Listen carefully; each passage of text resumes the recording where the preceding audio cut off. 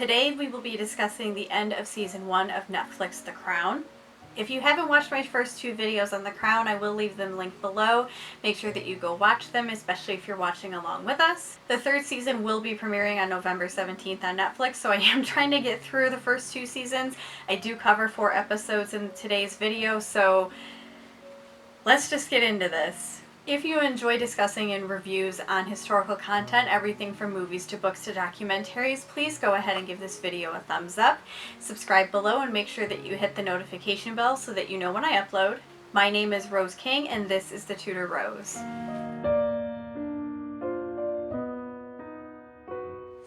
So for today's video, I will be doing episodes 7 through 10 of season 1 of The Crown. I'm going to stick to the main plot points in each episode and just give my thoughts on them. Again, this show is covering people who are still alive or who were recently alive, so I'm going to keep my opinions within the context of the show and only interject real life history if I think that it adds to the conversation. In episode 7, we see Elizabeth discussing a lot about her education. We get an opening scene where we see that she is drilled about the Constitution because they know eventually she will be queen. She even went to Eton College to have somebody teach her about things, but she seems very interested in what other students are learning, and the professor basically says that that's for common people. You as queen will not need to know these things. There is also a conflict where Tommy Lascelles, her private secretary, is going to be retiring after 30 years of service, and she wants her secretary Martin, who we saw earlier in the season, to be the new private secretary. However, Martin is the junior secretary and not meant to become the next private secretary, and Elizabeth kind of wants to push back a little bit on that. We even see Martin get her a private tutor so that she can kind of keep up with the people that she has to meet with. The prevailing theme of this episode is that Elizabeth feels like she's not smart. She discusses how she has to have conversations with political people who know a lot and have a lot of intellect, and she always feels like she has to revert back to horses and dogs. Of course, throughout the episode, we see that Elizabeth really is not a dumb person. We even see that if it's a topic that she does enjoy, like horses, that she's quite intelligent and she's able to carry a conversation. But you can certainly understand how she wants to be able to discuss politics, science, things beyond dogs and horses with these people. She does have to entertain people a lot. Another big plot point is that at the time, Soviet Russia has tested their H-bomb, and Churchill is talking about how they need to go to Washington to discuss things with President Eisenhower. Well, when their foreign secretary, Anthony Eden, has to have emergency gallbladder surgery when he's in the States trying to meet with the president, Churchill then has a stroke. Not only one stroke, but 2 strokes, and keeps it from the Queen. This is really bad and actually kind of unconstitutional. In order to cover things up, he tells the Queen that he has a cold or the flu, and he gets it arranged where President Eisenhower is going to be coming to Buckingham Palace instead. This really worries Elizabeth because she feels like she cannot keep up with these people, and she's nervous, and she's kind of reading biographies on Eisenhower to try to figure things out about him. And then when Churchill has his second stroke, they have to cancel with the president, and they just say that Eisenhower has some political thing that he's got to deal with in the States. And Elizabeth is very relieved. Meanwhile, she's trying to fight Tommy Lascelles by telling him, I want Martin to be my private secretary. And the way that Lascelles combats this is he tells the Queen, this may be your decision, but individuality is not valued in the crown. The last time that someone was an individual, they abdicated the throne, referring to the Duke of Windsor. And when Elizabeth tries to say this is very different, he goes, it might seem very different, but when you allow things to slip once, then it becomes easy. And nobody saw the abdication coming, but your uncle was very, obsessed with being his own person, and that's not good for the crown. So Elizabeth calls in somebody from Derby Street, which is the government office, who was a private secretary to her when she was much younger, to ask for his advice, and he basically spills the beans that Churchill has had 2 strokes, and that's why Eisenhower didn't come.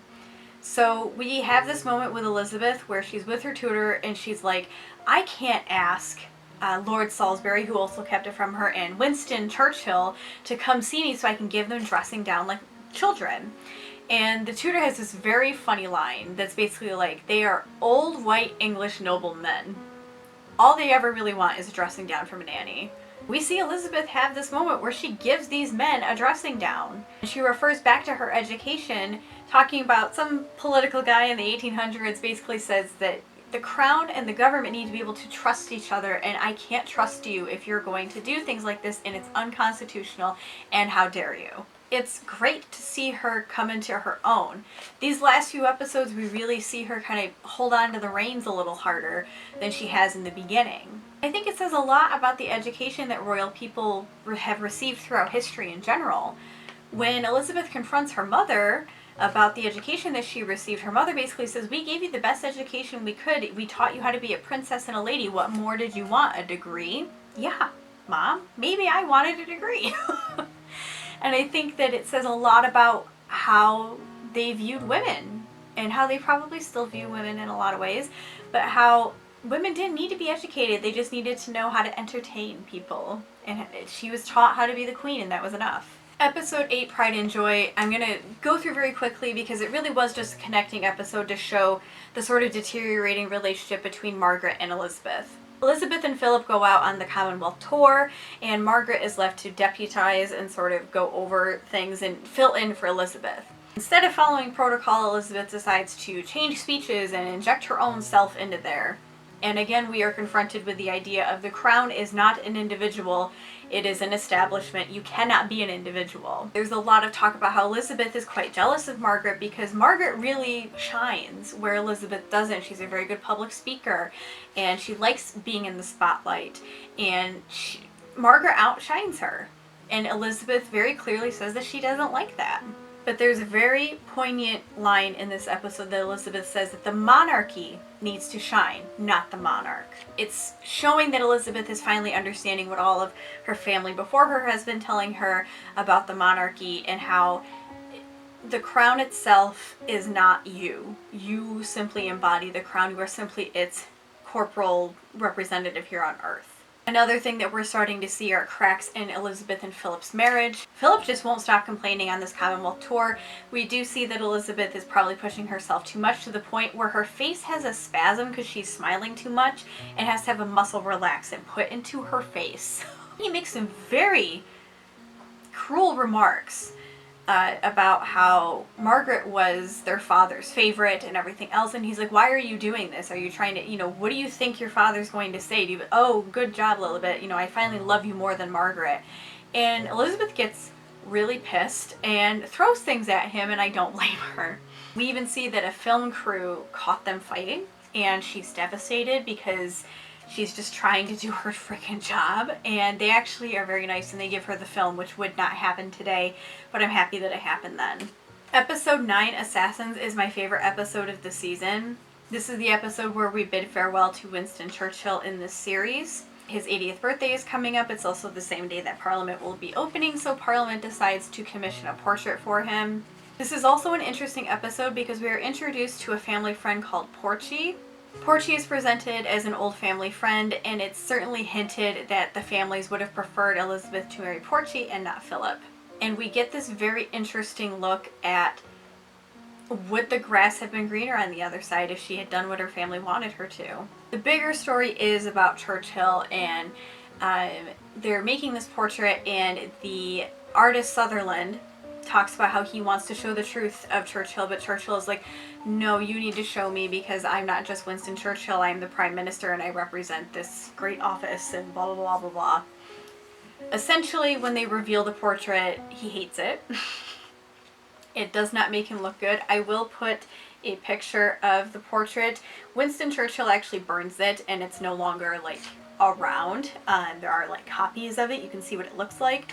And it is considered like a lost masterpiece. But when it's revealed, it's shown to be this old man.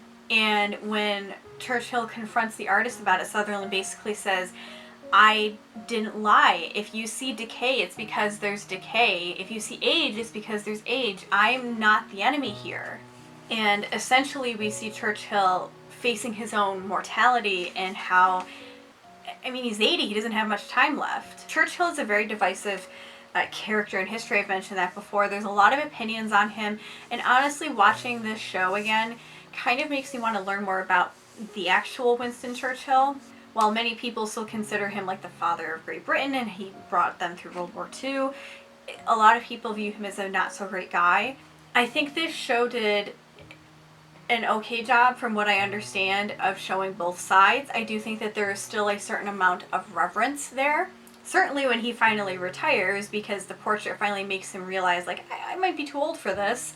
Elizabeth definitely has a moment where, you know, this is a father figure, and it was somebody who was with her father during hard times, and there's certainly reverence paid to this man, which, if you're a lover of history, you know that important men oftentimes are not the people that they are depicted to be. But I do think that Jonathan Lithgow did such a good job as Winston Churchill.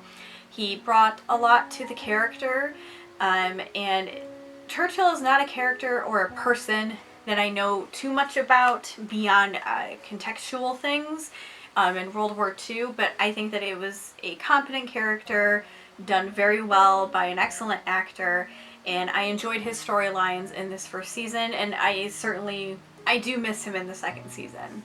The other storyline where it talks about Porchy, it shows the cracks in Elizabeth and Philip's marriage.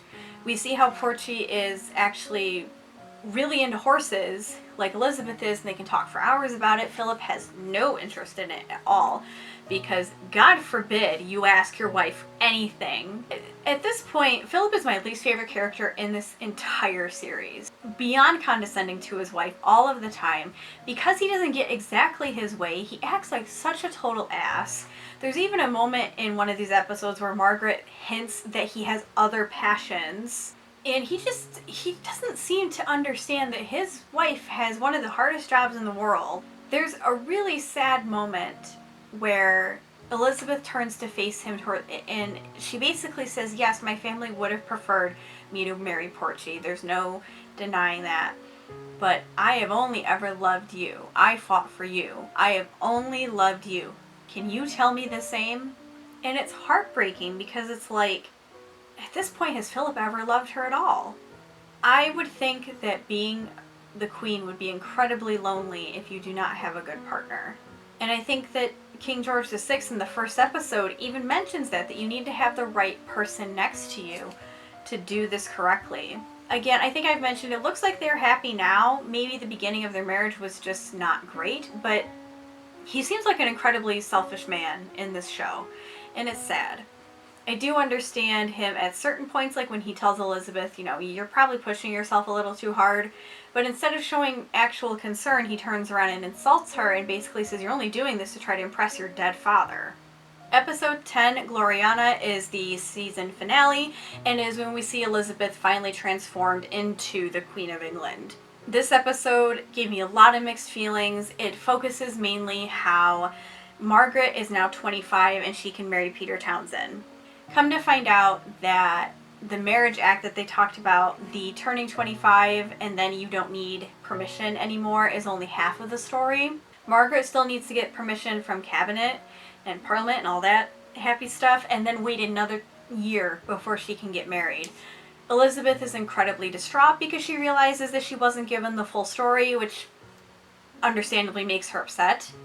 And basically Lascelles discusses with Michael, the new private secretary, that, well, we thought that Margaret would get bored of Townsend if she had to wait 2 years, so we didn't bother saying anything. We see Elizabeth in this giant struggle between herself, Elizabeth Windsor, and Queen Elizabeth II of England. She wants to fight so hard for Margaret to marry Peter. We see her working so hard to try to give her sister exactly what she wants. We even have this moment in a flashback where George VI is confronting the Duke of Windsor after he decides that he's going to abdicate, and he's like, you love this woman more than you love your family, your duty, your brother. And the Duke of Windsor basically says yes. He has Elizabeth and Margaret promise that nothing will come between them, that they are sisters, and that nothing should come before family. This is thrown at Elizabeth quite a few times by Margaret. You can't blame Margaret. Essentially what ends up happening is that it finally sort of clicks for Elizabeth that she does not have a lot of choice in this. She has to deny the marriage. She has to tell them that they can't be together because that is her job. we have this really surprising scene between her and the Duke of Windsor where the Duke of Windsor says, of course I sympathize with Margaret. You know, she just wants to marry the love of her life and this establishment is working against her. Of course I sympathize with her and I'm on her side. However, I'm also on your side. And he describes a monarch as like a hybrid where there's always the human and the crown fighting it out in you. And he goes, I will always be half of a king. I just don't have a kingdom. He goes, you have a kingdom and you need to protect it. That's the crown needs to be the love of your life, essentially. This duty has been given to you. You need to protect the crown. That is your number one priority. And Elizabeth, it really does click there for her that, yes, I need to protect the crown. And in order to protect the crown at that time, I need to tell her that she can't marry Peter because he was a divorced man and I'm the head of the English church and that's a no-no. Which, can I say, is the most ironic thing I've ever heard in my life, that divorce is the huge no-no of the Church of England. The entire Church of England came out of a king getting divorced. I'm not saying that it's all to blame. I mean, the Protestant Reformation in England is such a complex thing. It's not all because Henry VIII wanted Anne Boleyn, but seriously. And I think, again, us looking back here in 2019 in a conflict that's happening in the 1950s, it's easy for us to be like, you need to modernize, you need to move forward. But we need to understand that this is still a very conservative time. She still needs to protect her job, her family, and in her head that's what she's doing. Essentially, the last 4 episodes really demonstrate how Elizabeth really starts to come into her own. She really becomes the Queen of England. We no longer see little Lilibet or Elizabeth Windsor, we see Queen Elizabeth II. It's quite fascinating to see because even in her expressions, Claire Foy does such a good job of emoting change in her. She's starting to understand her duty and understanding that this is a road that she will walk alone. She may have support, but she will always be at it alone. And it's incredibly fascinating to think about that the people who could help her are dead. Can't call her father or her grandfather. She's alone in this. This first season was so amazing. I thought that there was an incredible arc with a lot of characters. We started with a very timid young lady, and now we have the full queen.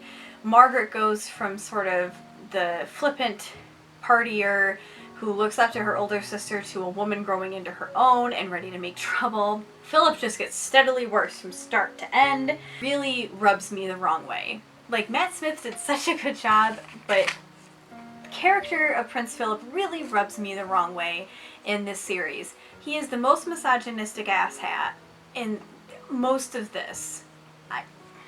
I hope it gets better. I hope it gets better as the series goes on. I hope that maybe as they are older, that maybe it'll even itself out. I think that Netflix does such a good job with this series. They handle it very tenderly because these are people who still exist or still alive. And I think that it's worth a watch. I hope that you're watching along. I can't wait for season 3. I really think that if you don't know, they're switching actors. The first 2 seasons are Claire Foy and Matt Smith. There's 2 new actors coming to play Elizabeth and Philip. And I'm interested to see what they do with this series overall. How far they're willing to go. Are they going to go until the Queen passes away? Well, that is season 1 of Netflix The Crown. I really hope that you're enjoying this series so far. I hope that you're watching along. If you are, please go ahead and give this a big thumbs up. Helps me out a lot. Make sure that you're subscribed and you ring the bell so that you know when I upload a video. I really hope that you are enjoying all of these videos, and I will see you in the next one.